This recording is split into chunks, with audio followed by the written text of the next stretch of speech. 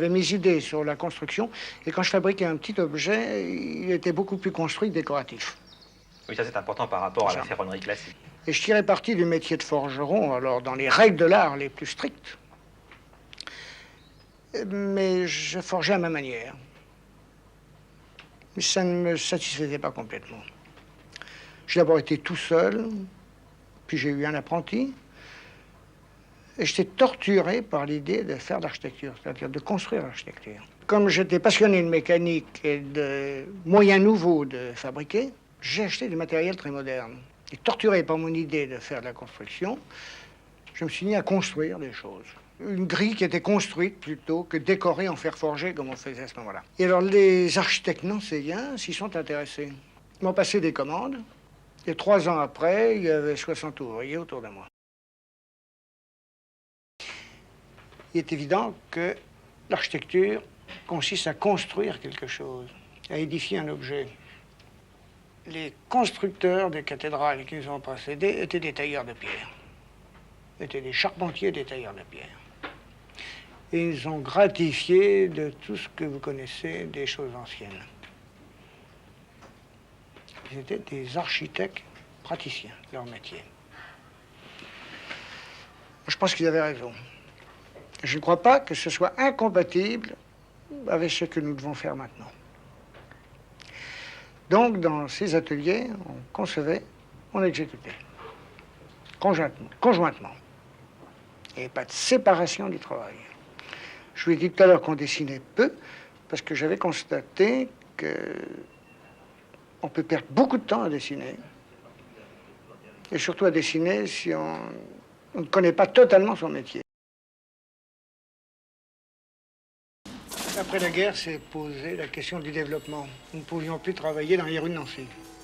Il y a un ami auquel je dois une grande reconnaissance, un industriel nancéen, M. Schwartz, m'a conseillé de mettre la main sur un terrain situé au nord de Nancy. Ce que j'ai fait, ça a été la création des ateliers de Maxéville. On a construit des bâtiments qui complétaient les bâtiments existants. Toute l'équipe s'est déplacée, s'est augmenté et a fonctionné avec les mêmes principes que ceux que je vous ai révélés jusqu'en 1950 à peu près. Si j'avais des responsabilités de chef d'industrie, je crois que je ne les négligeais pas, qui étaient celles de l'administration de cette usine, des questions comptables. J'étais aidé, bien entendu. Je n'ai jamais négligé les ateliers. Je passais mes journées avec les compagnons, avec les dessinateurs, quand il y en avait à ce moment-là, naturellement. Bref, avec tous les exécutants. Je n'ai jamais rompu avec la technique et je m'en félicite. Je n'ai jamais eu de style, je n'ai jamais fait de forme, j'ai fait des constructions. Je me suis retrouvé là en position normale d'un architecte qui imagine des choses, qui ne sait pas qui les réalisera, ni comment elles seront réalisées. Et j'ai compris beaucoup de choses à ce moment-là. J'ai prononcé le mot d'architecte, il faut donc que je revienne à Maxéville. De jeunes architectes, élèves de l'école des beaux-arts, ne comprenant plus rien à leur enseignement, écœurés de leur école, avaient par des revues détecté ce que je faisais.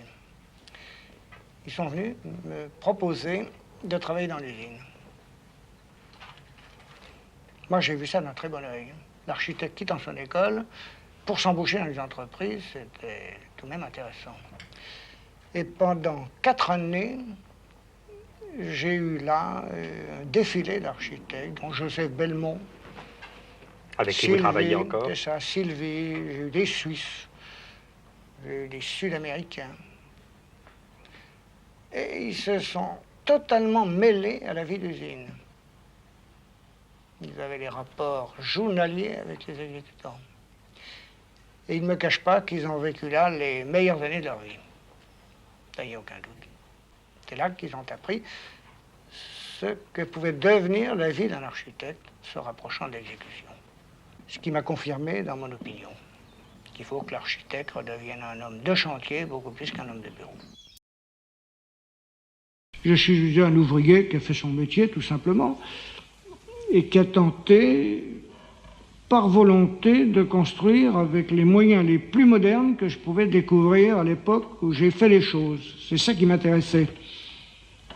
Chaque époque doit marquer son temps. Mais je trouve qu'actuellement, rien ne marque notre temps en matière d'architecture, à part l'exception. Et je trouve qu'il est navrant que ce soit l'exception. Tout ce qu'on fait pour le plus grand nombre, c'est laid, c'est moche, c'est trompeur, c'est de l'escroquerie. C'est ça qui m'apparaît grave.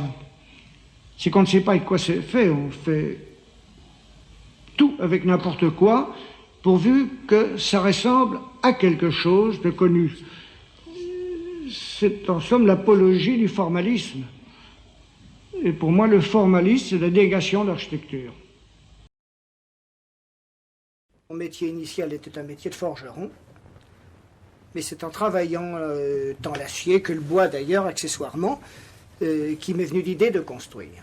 Il m'est très vite venue l'idée d'adapter à l'habitation les techniques du moment.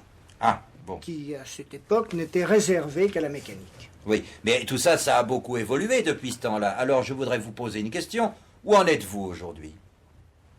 Eh bien, l'évolution n'a pas cessé depuis cette époque. Nous avons conservé la même idée, non seulement moi-même, mais toute l'équipe des compagnons qui m'entouraient et des collaborateurs, ainsi que de nombreux architectes. Nous avons rétabli, nous avons des moyens plus puissants que ceux de 1918, 1919, oui. 1920, mais oui. Nous gardons cette même idée d'évolution constante. Oui. Et d'une adaptation à l'habitation qui semblait terriblement en retard sur toutes les autres industries. Et bien sûr, ce qui me rend furieux, c'est quand on vient me demander de faire les façades d'un immeuble. C'est ça. On fait de moi l'inventeur du mur rideau. C'est vrai, d'ailleurs. C'est probablement vrai. Je crois que dans mes ateliers, on a fait les premiers murs rideaux, mais de véritables murs rideaux. Mais jamais je n'ai imaginé d'inventer un mur rideau, une façade. Nous avons composé une structure d'immeuble qui, logiquement, se complétait par un mur rideau. C'est ça. Bon, le mur rideau installé entre deux pans de béton ne nous donne aucune satisfaction. Ça fait moderne, comme vous dites. On fait des murs rideaux. Moi, ça me fait frémir. Absolument. N'est-ce pas, je crois que la grande différence vient de ce que groupé dans un organisme constructeur. Une usine, un peu comparable à une entreprise. Nous avons au sein de cette entreprise composé des ensembles. Eux-mêmes composés d'éléments indissociables. Et l'éclatement, la diffusion, a conduit à les dissocier et à s'en servir d'une façon incohérente. De l'après-guerre à 1950, en collaboration avec les architectes, donc, je crois que nous avons préparé l'architecture actuelle. Ce n'était pas notre but, nous l'avons fait parce que l'organisation était telle que nous devions y aboutir. Nous avons imaginé des immeubles à noyau central en béton. Nous avons imaginé une industrialisation qui a fait école. Ce qui nous inquiète, pas seulement moi, mais justement mes collaborateurs de l'époque, c'est que nous ne nous retrouvons pas toujours devant les œuvres réalisées, ce qui nous donne à réfléchir. Il semblerait que nous ayons donné le ton et que les résultats actuels se présentent beaucoup plus dans le sens d'un modernisme de dédouanement. Une sorte d'habillage, disons. C'est ça, on se donne l'air moderne. Ça, on est moderne, on n'est pas moderne, il vaut mieux être moderne, parce que quand on n'est pas moderne, on se fait critiquer. Et ça nous apparaît, je répète, comme un dédouanement d'esprit. Cependant, ma satisfaction, et celle de certains de mes collaborateurs de l'époque, est que, je vous disais tout à l'heure, nous n'avons pas perdu notre temps, et ça je ne crois pas, parce que nous avons fait une ouverture à l'architecture actuelle. Nous l'avons faite trop tôt. Peut-être qu'elle se serait effectuée sans nous, plus tard. Je crois qu'il est toujours dangereux d'arriver trop tôt. Parce que quand on arrive trop tôt, on bouleverse les esprits ce qui fait qu'on vous écarte facilement. C'est un peu ce qui m'est arrivé et ce qui est arrivé à toute mon équipe. Chaque fois que j'ai exposé des constructions comme celle-ci, il y a eu un acquiescement instantané des gens qui venaient voir. Ce qui me révèle qu'on juge bien mal les Français, les gens qui sont habitués à leur vieille architecture. Une chaumière, c'est réellement beau quand elle est véritable, et qu'il faut leur refabriquer industriellement ce qu'ils aiment.